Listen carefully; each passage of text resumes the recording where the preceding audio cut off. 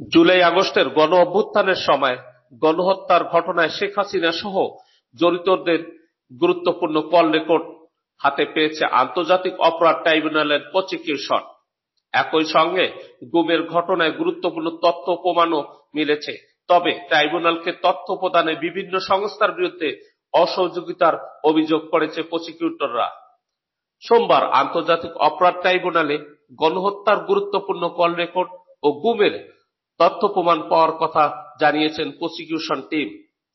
গণমাধ্যমে ব্রিফিংয়ে প্রসিকিউটর তানভীর জোহা বলেন, গুমের গুরুত্বপূর্ণ তথ্য প্রমাণ মিলেছে।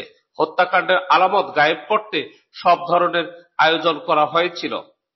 এদিন জুলাই আগস্ট গণহত্যা চলাকালীন শেখ হাসিনা সহ অন্যান্যদের পাওয়া কল রেকর্ডের সিআইডিতে ফরেনসিক পরীক্ষা করার নির্দেশ দিয়েছেন আন্তর্জাতিক অপরাধ ট্রাইব্যুনাল।